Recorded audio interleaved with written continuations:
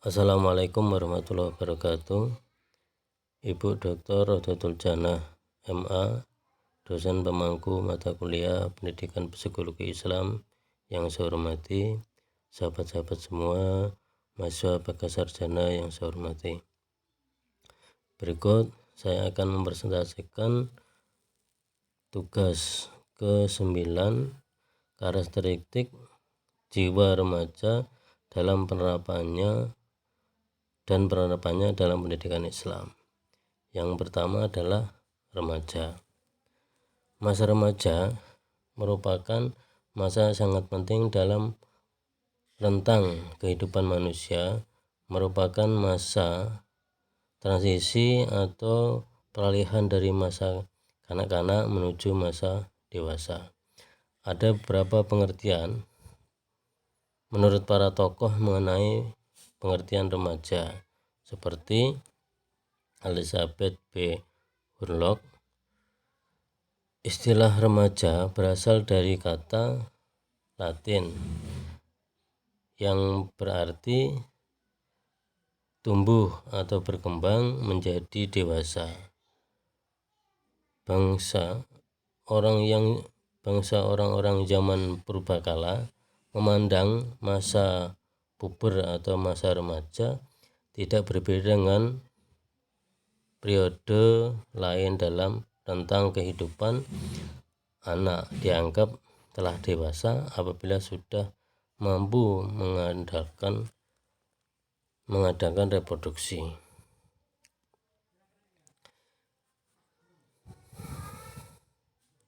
Istilah adolescent yang dipergunakan saat ini mempunyai arti yang sangat luas, yakni mencakup kematangan mental, sosial, emosional. Pandangan ini diungkapkan oleh Piaget dengan mengatakan, secara psikologi, masa remaja adalah usia di mana individu berintegrasi dengan masyarakat dewasa. Usia di mana anak tidak lagi merasa di bawah tingkat orang-orang yang lebih tua, melainkan berada dalam tingkat yang sama. Sekurang-kurangnya dalam masalah integrasi dalam masyarakat dewasa mempunyai aspek efektif kurang lebih berhubungan dengan masa puber, termasuk juga perubahan intelektual yang monolog. Transformasi intelektual yang khas dari cara berpikir remaja ini memungkinkan untuk mencapai integritas. Dalam hubungan sosial, orang dewasa yang kenyataannya merupakan ciri khas yang umum dari periode perkembangan ini. Dalam hal senada juga dikemukakan oleh John W. Centrock. Masa remaja ialah periode perkembangan transisi dari masa kanak-kanak hingga masa dewasa yang mencakup perubahan-perubahan biologis, kognitif, dan sosial emosional.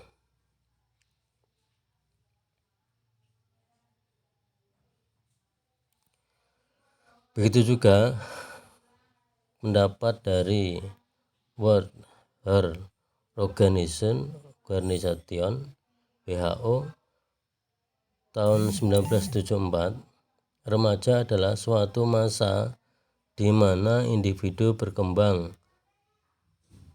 dari saat pertama kali ia menunjukkan tanda-tanda seksualitas sampai pada saat ini mencapai kematangan seksualitasnya. Individu mengalami perkembangan psikologi dan pada identifikasi dari kanak-kanak menjadi dewasa dan menjadi peralihan dari ketergantungan sosial yang penuh kepada keadaan yang relatif lebih mandiri.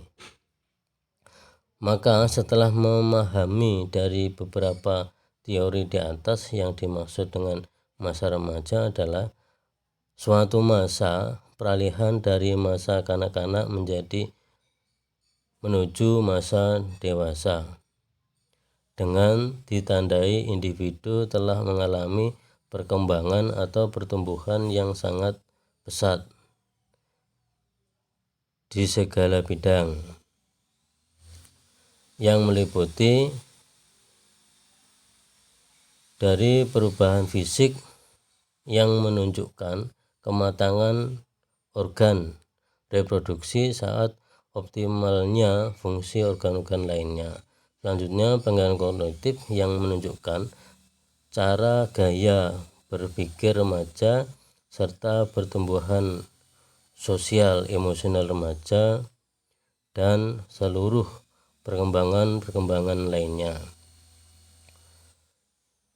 yang dialami sebagai masa persiapan untuk memasuki masa dewasa. Untuk memasuki tahapan dewasa perkembangan remaja, banyak faktor-faktor yang harus diperhatikan selama pertumbuhannya. Di antaranya hubungan dengan orang tua, hubungan dengan teman sebaya, hubungan dengan kondisi lingkungannya, serta pengetahuan kognitifnya. Kedua, masa remaja. Batasan usia masa remaja menurut Hurlock, awal masa remaja berlangsung dari mulai umur 13 sampai 16 tahun atau 17 tahun, dan akhir masa remaja bermula dari usia 16 atau 17 tahun sampai 18 tahun, yaitu usia matang secara hukum. Dengan demikian, akhir masa remaja merupakan periode yang sangat singkat. Menurut Sentrock, awal masa remaja dimulai dari usia 10 sampai 12 tahun dan berakhir pada usia 21 sampai 22 tahun. Secara umum, menurut para tokoh psikologi, remaja dibagi menjadi 3 fase batasan umur, yaitu yang pertama, fase remaja awal dalam rentang usia 12 sampai 15 tahun.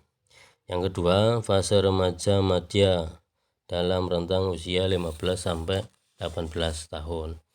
Yang ketiga, masa remaja akhir dalam rentang usia 18 sampai 21 tahun. 3. Ciri-ciri masa remaja. Masa remaja adalah suatu masa perubahan. Pada masa ini terjadi perubahan yang sangat pesat, yakni apabila secara fisik maupun psikologis ada beberapa perubahan yang terjadi selama masa remaja ini. Di antaranya A. Peningkatan emosional yang terjadi secara cepat pada remaja awal yang dikenal dengan masa strong atau masa start. Peningkatan emosi ini merupakan hasil dari perubahan fisik, terutama hormon, yang terjadi pada masa remaja. Dari segi kondisi sosial, peningkatan emosi ini merupakan tanda bahwa remaja berada dalam kondisi baru yang berbeda dari masa sebelumnya. Pada masa ini banyak tuntutan dan tekanan yang ditunjukkan pada masa remaja. Misalnya, mereka dihadapkan untuk tidak lagi bertingkah seperti anak-anak. Mereka harus lebih mandiri dan bertanggung jawab. Kemudian dan bertanggung jawab.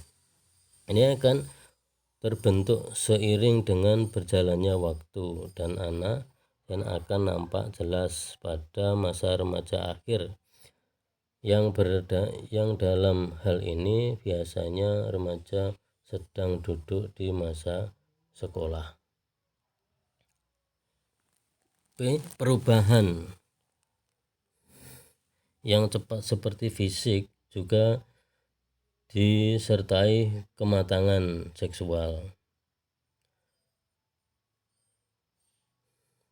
Terkadang perubahan ini membuat remaja merasa tidak yakin akan diri dan kemampuan mereka sendiri. Perubahan fisik yang terjadi secara cepat, baik perubahan internal maupun eksternal,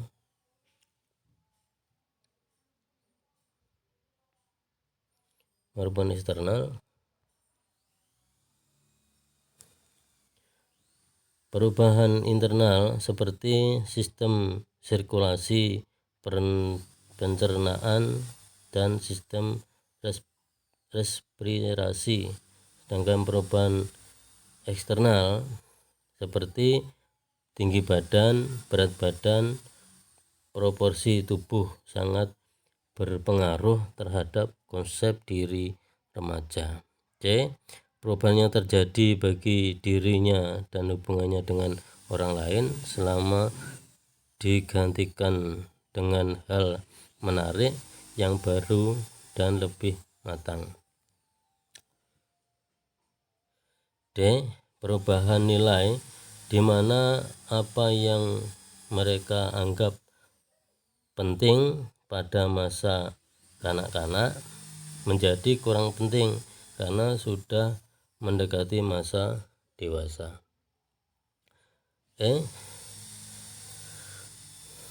Kebanyakan remaja bersikap ambivalen dalam menghadapi perubahan yang terjadi, tetapi di sisi lain mereka takut akan tanggung jawab yang menyertai kebebasan tersebut serta meragukan kemampuan mereka sendiri untuk memikul tanggung jawab tersebut.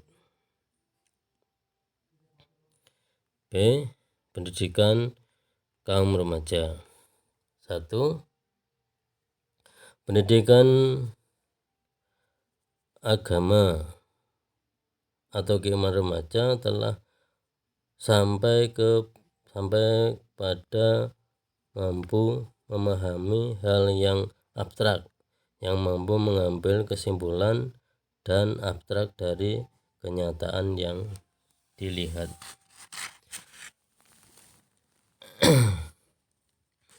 Maka pendidikan agama tidak akan diterima begitu saja tanpa memahami apa yang dulu waktu masa kanak-kanak dengan diberinya tanda bertanya tanpa bertanya, tapi umur ini ia akan sering bertanya atau minta penjelasan yang masuk akal karena mereka tidak dapat menerima apa yang tidak dapat dimengertinya. Ajaran agama yang begitu baik tidak cukup hanya sekedar diketahui dan dimengerti. Agama dan akan berpengaruh dan ikut menentukan kesehatan mental apabila agama itu dilaksanakan dalam kehidupan. Pelaksanaan agama dalam kehidupan itu bukan hanya sekedar melaksanakan saja, akan tetapi harus seluruh kehidupan dikendalikan dan dibimbing oleh agama.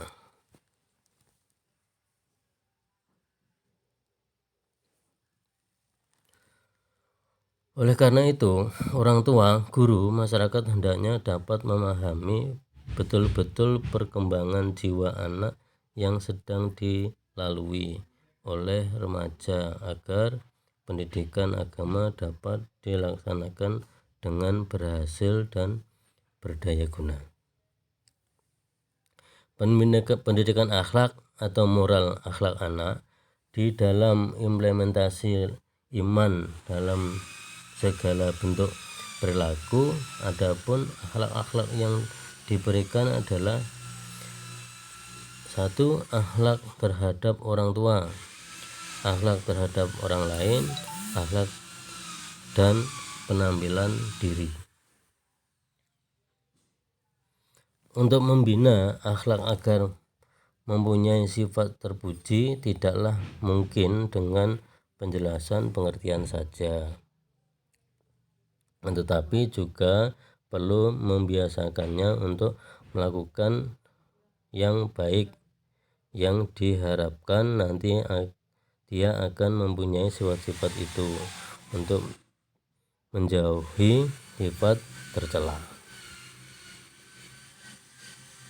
Ketiga, pendidikan intelektual atau akal. Dalam diri manusia terdapat sesuatu yang tidak ternilai harganya sebagai anugerah Tuhan yang tidak diberikan kepada makhluk lainnya. Dengan adanya hal segala anggota manusia gerak diantaranya semuanya berarti dan berharga. Akal itu dapat digunakan untuk berpikir dan memperhatikan segala benda dan barang yang ada di alam.